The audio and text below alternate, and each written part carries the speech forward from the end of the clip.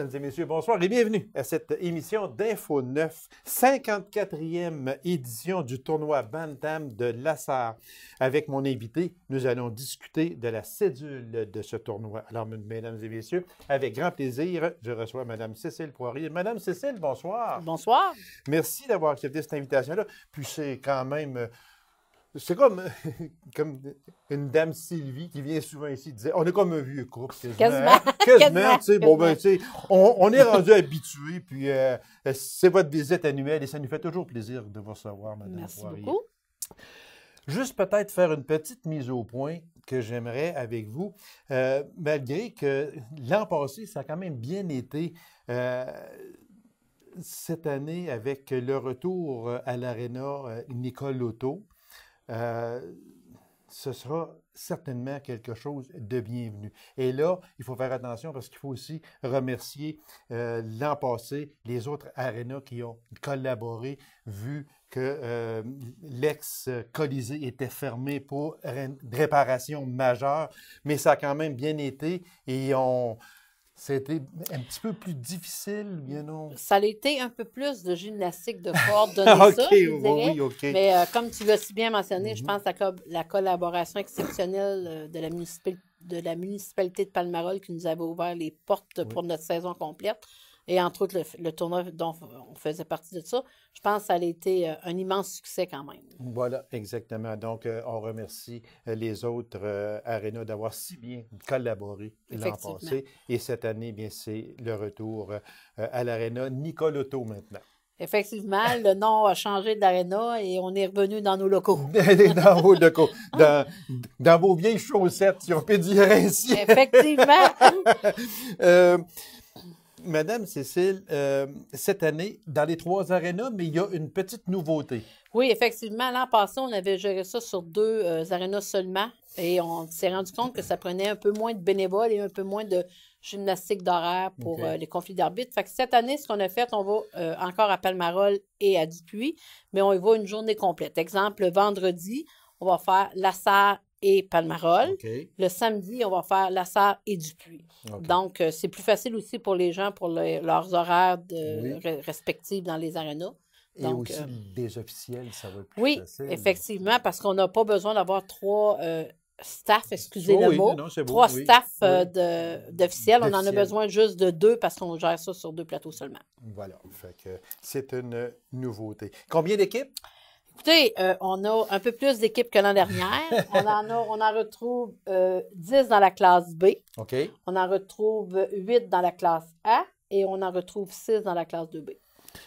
Les équipes viennent de quel endroit?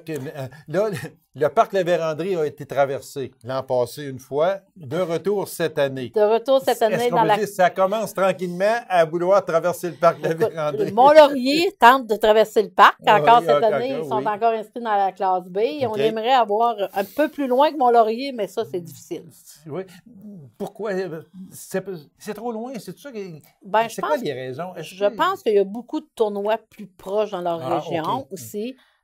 Faut être conscient qu'à Lassar, oui, l'aspect monétaire, à Lassar, il n'y a pas beaucoup d'hébergements parce que maintenant, la mode n'est plus dans les hébergements dans les familles, dans les motels. Et aussi, avec les logbooks des transporteurs. C'est une problématique quand tu es à 8-9 heures de route puis qu'ils ne peuvent pas faire plus que 10 heures ou 12 heures. Ça devient, je pense, un peu... Nous, on n'a pas de peur de traverser le parc avec nos équipes d'Hockey Nord.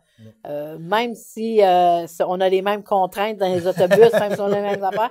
Nous, on n'a pas peur, mais eux, je pense qu'ils craignent un peu plus. Un petit peu plus. Mais de toute façon, ce qui est important, c'est qu'ils sachent qu'il y a un fameux tournoi qui se passe chez nous, puis que peut-être qu'un jour, ils vont dire, bien, le parc de la Vérandrie, c'est quand même pas si difficile à traverser. C'est dommage, ils ne savent pas ce qui manque. Et voilà, exactement. Combien de parties est assuré de jouer chaque équipe, Mme Chaque Poirier? équipe est assurée de 3 parties minimum. OK. OK. Et ensuite, il y a des semi-finales et des finales. Oui, exactement. Alors, si on y allait brièvement, parce qu'on ne peut pas donner tout l'horaire, mais ça commence quand? Ça commence jeudi à 14 h. Okay. Les matchs sont tous à Lassar. OK. Et ensuite, ça va commencer dans 2 arénas à partir du vendredi matin. Et le match d'ouverture, c'est toujours grandiose, tout le temps, tout le temps. Et cette année, c'est encore... écoute, cette année, ce qu'on a tenté de faire, on a essayé de mettre toutes les équipes de la SAR, peu importe la classe qui joue, une en arrière de l'autre, OK? Pour permettre d'avoir une meilleure achalandage et que les jeunes vivent c'est quoi une aréna pleine, parce qu'on sait que quand c'est l'ouverture, c'est plein. Ah, c'est plein. Donc, cette année, ça va être les Lions qui vont jouer contre New Lescure en ouverture. En ouverture. Qui va être le vendredi à 20h30. Ça, là, combien d'équipes de l'Ontario? Parce qu'il y a des équipes de l'Ontario encore cette année. Cette année, on en a juste une. Habituellement, on en a une dans chacune des catégories. Cette année, on en a juste une, mais on s'est rendu compte qu'il y avait le tournoi à Cochrane qui était sensiblement aux mêmes dates que nous autres cette année. Peut-être que ça nous nuit un peu, mais en tout cas, on va prendre le temps après le tournoi de regarder pour la prochaine saison quand le tournoi a lieu. Ça, parce que là, à ce moment-là, quand on parle de Cochrane, ça veut dire que ça empêche probablement les équipes de Campus Casing, peut-être, de Smooth Rock Falls, de Hearst également, qui, je sais que Hearst venait du moins à chaque année. Puis, ça peut, quand on chevauche 2 tournois, bien c'est sûr qu'on va rester le plus près de chez nous possible. Sûrement, parce que c'est des coûts souvent pour les parents. Et aussi, les parents, avec l'école, les jeunes ne veulent pas non plus manquer toujours d'école. Tu sais, si on est back-to-back comme tournoi, c'est un petit peu plus difficile. Exactement. Les dates de ce tournoi et les endroits où seront joués les matchs, c'est du 2 au 5 février. OK. Le jeudi, tous les matchs sont à la SAR.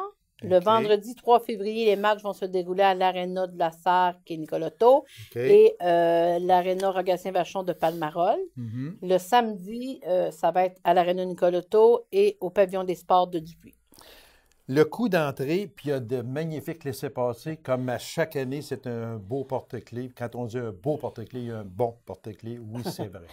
Merci. Le coût d'entrée en pré-vente est au coût de 12 et à la porte va devenir à 15 Donc, on dit aux gens, procurez-vous-les en pré-vente, c'est vraiment plus avantageux.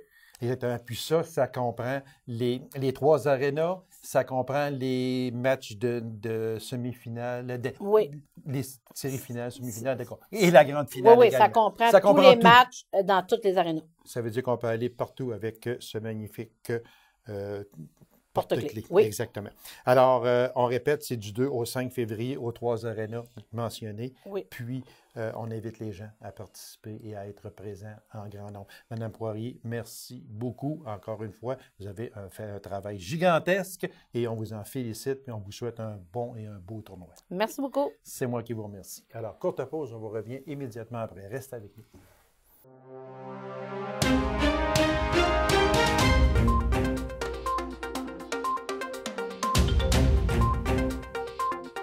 La ville de Macamic a procédé en janvier dernier à la nomination de Mme Linda Morin au poste d'agente culturelle pour sa ville et le secteur Colombourg également.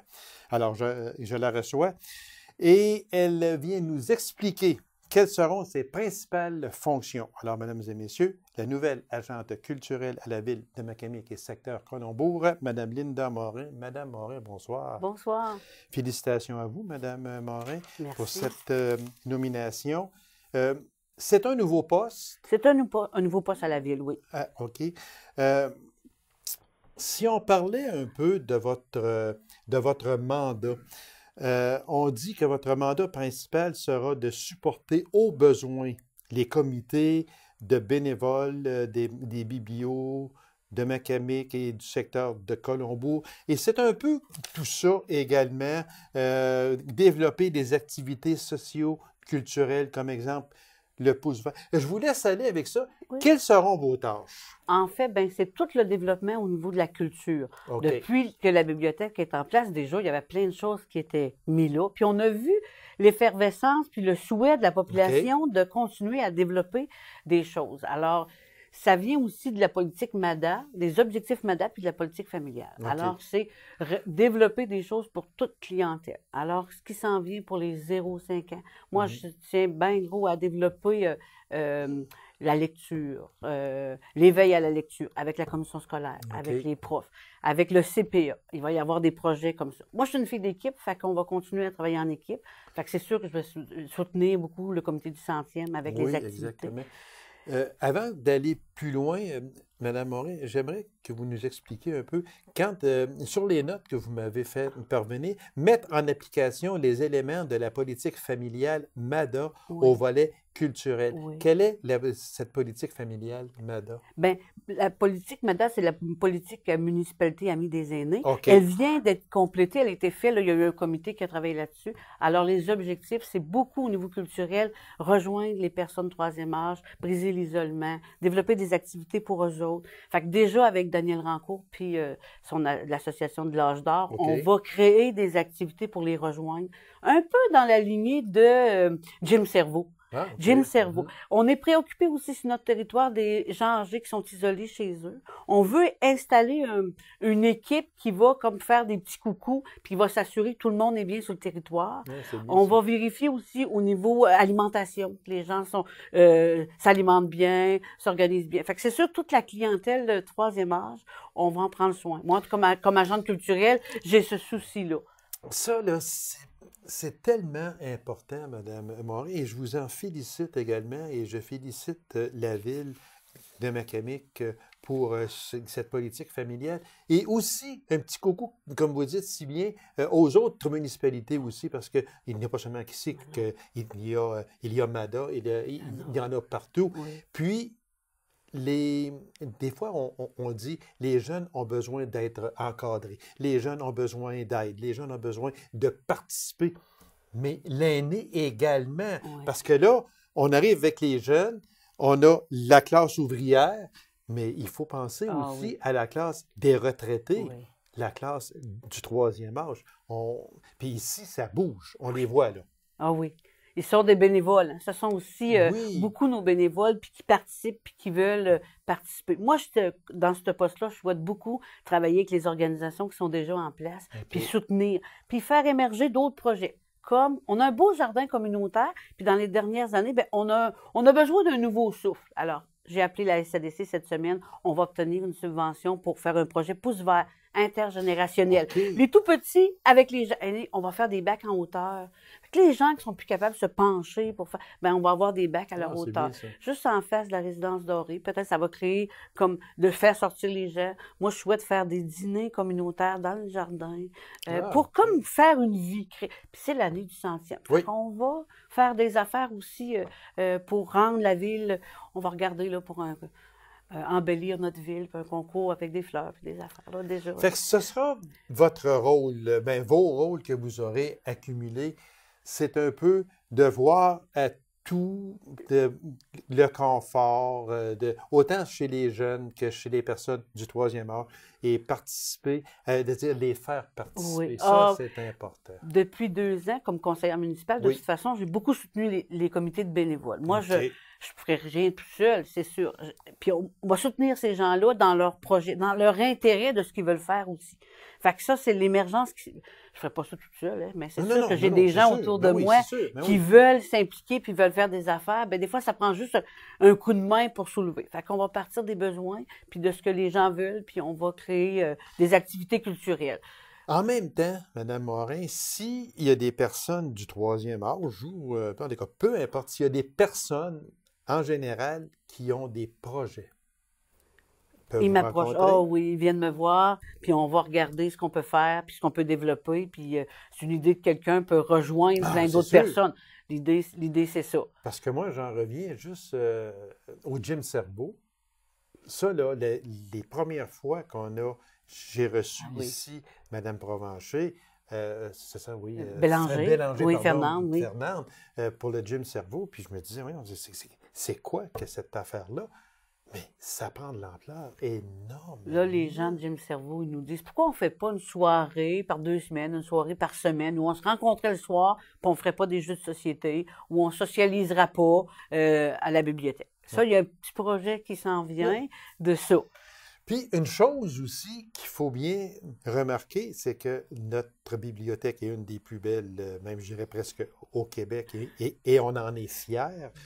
Puis, mais elle sert énormément. Oh, elle est de plus en plus occupée. Elle a des plages d'horaires fixes, mais à l'intérieur de ces plages horaires-là, là, le jeudi, il y a plein d'activités. Puis là, il va y avoir le samedi avec mon arrivée. Moi, je veux faire l'heure du compte le matin. Je veux recevoir les familles. De l'aide aux devoirs, mais pas faire de l'aide aux devoirs auprès des jeunes, mais de soutenir les parents. Venez avec vos enfants. Il y a un beau programme qui s'appelle Placote. Pour aider aux enfants à la stimulation précoce. Mais on ne montre pas aux enfants, on ne se substituera pas aux parents, mais on va inviter les parents à venir. C'est un peu la philosophie puis la manière de voir, que je vois les choses, un peu de mobiliser les gens. Mais la bibliothèque, de plus en plus, les gens ont de plus en plus de projets. C'est pour ça un peu le poste, parce qu'il y a eu beaucoup de plus en plus de demandes. Oui, c'est ça. Puis de soutenir ça, c'est important de soutenir. On a 30 de bénévoles et plus à la bibliothèque. Bien, ça prend quelqu'un qui les soutient. Oui, puis, voilà, exactement. Et naturellement aussi, vous avez effleuré le sujet, j'aimerais que l'on revienne, travailler avec le comité du 100e. On sait que Macamic fête son 100e anniversaire en 2017, cette année. Puis il y a plusieurs comités. Il y aura aussi beaucoup de bénévolat dans ça. Alors, ce serait... Vous allez travailler avec eux? Oui, de proche. Le comité du 100e va faire, en mai, on distribue toujours des arbres pour la population. Bien, cette année, la bibliothèque va faire un pique-nique, l'heure du compte dans le parc. On va faire venir des arbres aussi. Là, on va travailler avec le comité du 100e, mais tout au long... Et la bibliothèque, quand il y aura des activités, va toujours être ouverte en parallèle. On va avoir un tournoi de pêche bientôt. La bibliothèque va être ouverte. Les gens vont venir se réchauffer, prendre un café. On va toujours suivre. La bibliothèque, elle appartient aux gens de Macamic. Alors, elle est ouverte pour les gens. En tout cas, moi, bravo. Bravo parce que il y avait du négativisme dans le projet d'une bibliothèque à Macamic. Pourquoi? Puis, on a-tu besoin de ça? Il y a des personnes qui étaient contre beaucoup et on s'aperçoit que c'est une des plus belles acquisitions de la ville de Macamic. Puis je sais que vous y êtes pour beaucoup, Mme Morin, et que vous travaillez énormément avec une belle équipe de bénévoles. Puis je vous dis bravo. Puis je vous remercie au nom de toute la population. Puis avec ce nouveau poste d'agente culturelle, ça va aller tout simplement encore en grossissant cette bibliothèque. C'est le souhait. C'est le souhait, ah oui. C'est le souhait. Et on vous le souhaite également aussi. Il y a aussi développé des activités socio-culturelles, comme on en a parlé un peu, comme exemple le pouce vert, puis travailler aux besoins avec les différents comités socio-culturels en place. Tout ça, ce sera votre responsabilité. Alors, vous allez mener à bon port tout ce que vous allez entreprendre et ce que vous avez déjà entrepris. Et je vous en félicite et je vous en remercie au nom des Macamicoises et des Macamicois. Oh, ben, ça me fait plaisir. Ben, c'est moi qui vous remercie. Puis continuez votre excellent travail. Merci. Je vous remercie beaucoup. Courte pause, on vous revient immédiatement après. Reste avec nous.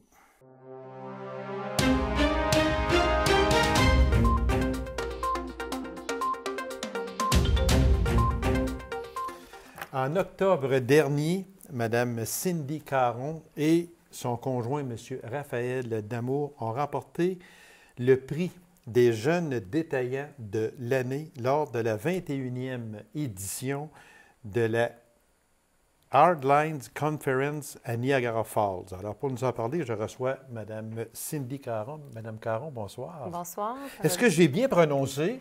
Oui. Outstanding Retail Awards. Ah bon, OK. Alors, félicitations à vous et à votre conjoint. Merci. Puis, c'est un bel honneur remporté par la quincaillerie Palmarol. Oui. Et puis, c'est un honneur pour l'Abitibi et l'Abitibi-Ouest en particulier. Oui, quel est ce prix exactement?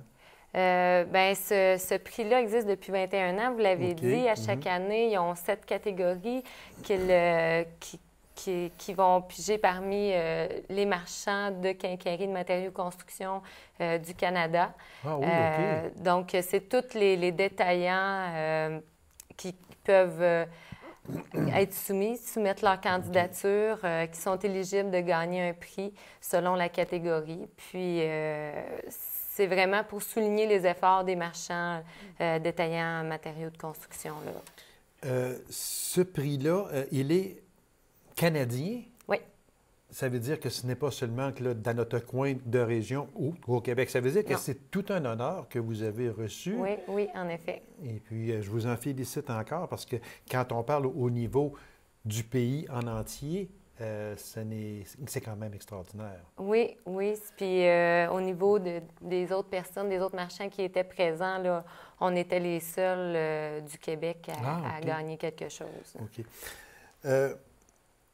C'est qui va... D'abord, je sais que vous en avez parlé un peu, mais on va aller au début, là.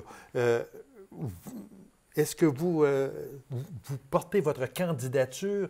Comment ça se passe exactement? Et comment vous avez découvert que vous pouviez participer à ce prix-là? Oui, maintenant, c'est un magazine qui est au niveau canadien qui s'occupe des candidatures, qui s'occupe de faire la conférence puis d'émettre les prix, de donner les prix. Donc, eux, au niveau des bannières, ils diffusent l'information qui font l'événement. Donc, nous, c'est par rapport à notre bannière qu'ils nous ont informé qu'il y avait l'événement, qu'on était éligible à certaines catégories, en fait, à une catégorie là, de jeunes détaillants. Puis, on a décidé de soumettre notre candidature. Donc, on doit remplir donner des informations par rapport à notre marché, à notre quincaillerie, à qui qu'on dessert, qu'est-ce qu'on fait. Puis, eux, il y a un jury qui décide. Fait que ça veut dire que tout ce qui est quincaillerie, rénovation, les personnes peuvent participer. Oui, autant les marchands corporatifs qu'indépendants. OK. Ouais. C'est vraiment quelque chose de très, très... Quand on reçoit ça, parce que d'abord, il faut dire que ça ne fait pas plusieurs années que vous êtes propriétaire de la quincaillerie Palmarol.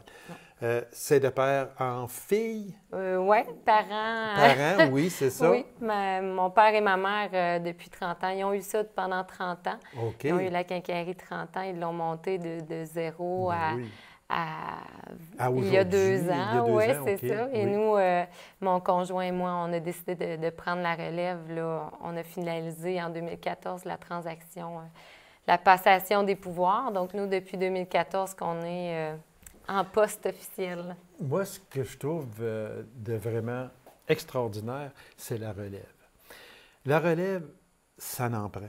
Ça n'en prend beaucoup parce que si on s'imagine quelques instants, soit de père en fils, de père en fille, de mère en fille, on continue, comme vous avez si bien fait. La relève est importante parce que ça ne veut pas dire que si vous n'auriez pas pris cette quincaillerie-là des mains de votre père et de votre mère, elle aurait peut-être fermé, on ne le sait pas. Bien, c'était un peu ce qui m'inquiétait aussi quand on a pris la décision. Ça pesait dans la balance que c'était une possibilité que la quincaillerie ferme parce que mes parents avaient tenté de la vendre. De vendre, okay. Puis ça fonctionnait plus ou moins. Ça prend des gens qui ont des sous, ça prend beaucoup de choses pour arriver à reprendre une entreprise. Puis bon, les démarches n'avaient pas été concluantes. Ils étaient un petit peu découragés là, dans le processus. Puis mon conjoint et moi, on avait un peu moins de débouchés là, côté emploi.